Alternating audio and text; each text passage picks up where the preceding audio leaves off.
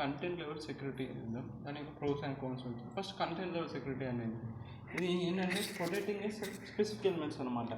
మొత్తం డేటా సెట్ని మొత్తం ప్రొటెక్ట్ చేయడానికి అంటే దానిలో ఉన్న స్పెసిఫిక్ ఎలిమెంట్స్ మాత్రానికి ప్రొటెక్ట్ చేస్తుంది, సెక్యూరిటీ ఇస్తుంది. Example some fields in database or parts of file. Example చూస్తే మీకు అర్థమవుతుంది.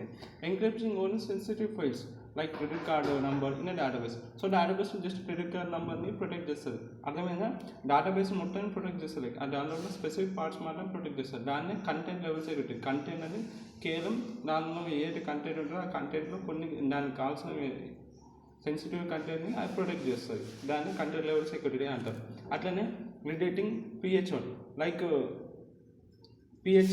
హెల్త్ కేర్లో PH1 అంటే హెల్త్ కేర్ ప్రొటెక్టింగ్ హెల్త్ ఇన్ఫర్మేషన్ని medical records before sharing with the resources. అట్లా హెల్త్ రిసోర్సెస్ని ప్రొటెక్ట్ చేయడం.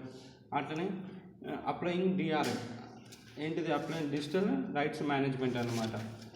2 స్పెసిఫిక్ వీడియో సెగ్మెంట్స్కి డిజిటల్ రైట్ మేనేజ్మెంట్ యాడ్ చేయడం. సో అట్లా కేవలం కొన్ని స్పెసిఫిక్ టర్మ్స్కి స్పెసిఫిక్ కంటెంట్కి సెక్యూరిటీ ఇస్తుంది. ఆ కంటెంట్ లెవెల్ సెక్యూరిటీ అంటే దీంట్లో ఏం టెక్నాలజీస్ యూజ్ చేస్తున్నారు? ఇది డేటా మాస్కింగ్ యూజ్ చేస్తుంది. ఏదైతే స్పెసిఫిక్ డేటా ఉందో దాన్ని విత్ అనానమస్ వాల్యూస్తో రీప్లేస్ చేస్తారు. Like tokenise. ఇప్పుడు క్రెడిట్ కార్డ్ని క్రెడిట్ కార్డ్ డీటెయిల్స్ అని సెక్యూరిటీ ఇద్దాం అనుకుంటున్నాం content levels. So credit card number తీసేసి ఏదో టోకనైజ్ నెంబర్స్ ర్యాండమ్ నెంబర్స్ పెడుతుంది. అట్లనే యాట్రిబ్యూట్ బేస్డ్ ఎన్క్రిప్షన్ అంటే encrypts data based on attributes. User location. Example user location based on the ఏదైతే యాట్రిబ్యూట్స్ ఉంటుందో దాన్ని బట్టి అది ఎన్క్రిప్ట్ చేస్తుంది. అదే యాట్రిబ్యూట్ బేస్డ్ ఎన్క్రిప్షన్ అంటే ఒక యూజర్ రోల్కి సెపరేట్ టైప్ ఆఫ్ ఎన్క్రిప్షన్ ఉంటుంది, లొకేషన్కి వేరే ఏ యాట్రిబ్యూట్ దాని కరస్పాండింగ్ ఎన్క్రిప్షన్ అనేది జరుగుతుంది. ఇంకా కంటెంట్ అవర్ DL ఏదైతే కంటెంట్ ఉందో దాన్ని స్కాన్ చేస్తుంది. ఎందుకంటే డిటెక్ట్ చేయడానికి, ప్రొటెక్ట్ చేయడానికి సెన్సిటివ్ ఇన్ఫర్మేషన్. ఇంకా ఫైన్ గ్రెయిన్డ్ యాక్సెస్ కంట్రోల్. ఏదైతే యాక్సెస్ ఉంటుందో స్పెసిఫిక్ ఎలిమెంట్స్ లైక్ ఇప్పుడు క్రెడిట్ కార్డ్ డీటెయిల్స్ కానీ హెల్త్ ఇన్ఫర్మేషన్ కానీ ఆడ ఎంత కట్టిండు ఏం వచ్చింది వాడికి అలాగే స్పెసిఫిక్ ఎలిమెంట్స్ని యాక్సెస్ చేయడానికి రిస్ట్రిక్ట్ చేస్తారు అనమాట. ఈ ఫైన్ గ్రెయిన్డ్ యాక్సెస్ కంట్రోల్ ఇవన్నీ టెక్నాలజీస్ యూజ్ చేస్తారు కంటెంట్ లెవెల్ సెక్యూరిటీలో. దాని యొక్క ప్రోస్ అండ్ కాన్స్ చూద్దాం. ఫస్ట్ ప్రోస్ ఏంటంటే గ్రాన్యులర్ ప్రొటెక్షన్. గ్రాన్యులర్ ప్రొటెక్షన్ అంటే ఏదైతే సెన్సిటివ్ డేటాను ప్రొటెక్ట్ చేస్తుంది, ఓవర్ హెడ్స్ని రెడ్యూస్ చేస్తుంది. దీనివల్ల ఏమవుతుంది? సెక్యూరిటీ వస్తుంది నాన్ సెన్సిటివ్ డేటా పైన. Enable secure sharing of non sensitive. So non sensitive డేటాను సెక్యూర్గా షేర్ ఎనేబుల్స్ ఇస్తుంది. ప్రో ఇంకోటి ఏంటి? కంప్లైన్స్.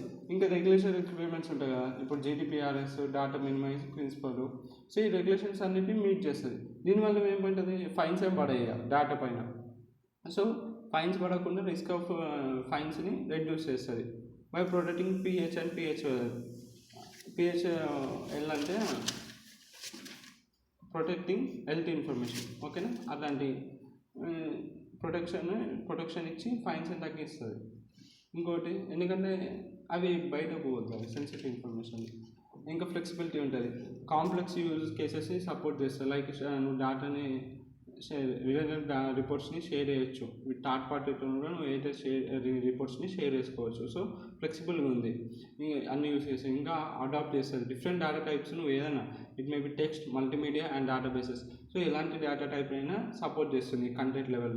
క్రెడిట్ కార్డ్ అనేది నెంబర్. అంటే ఇప్పుడు వీడియోస్ కూడా సెక్యూరిటీస్ అని చెప్పిన DRAMతోని, డిజిటల్ రైట్స్ మేనేజ్మెంట్. సో ఏ టైప్ ఆఫ్ మల్టీమీడియా ఇస్తుంది, టెక్స్ట్కి ఇస్తుంది. ఇలా ఏది ఇస్తుంది దానికి ఏ డేటా టైప్ అయినా దాన్ని సపోర్ట్ చేసుకుంటే ఆ స్పెసిఫిక్ ఎలిమెంట్కి కంటెంట్ లెవెల్ సెక్యూరిటీ ప్రొవైడ్ చేస్తుంది. So it's pro. It's one of the advantage. ఇంకా ఏంటిది? అటాక్ సర్వీస్ని రిడ్యూస్ చేస్తుంది. Like limits expose by encrypting only critical data. So ఏం చేస్తుంది? ఎక్స్పోజర్ మొత్తం చేస్తుంది. ఏదైతే స్పెసిఫిక్ క్రెడిట్ కార్డ్ నెంబర్ దాన్ని ఎన్క్రిప్ట్ చేసి పెట్టుకుంటుంది. సో ఛాన్సెస్ అనేది తక్కువ అవుతుంది అనమాట మన డేటా బయటకు పోవడానికి.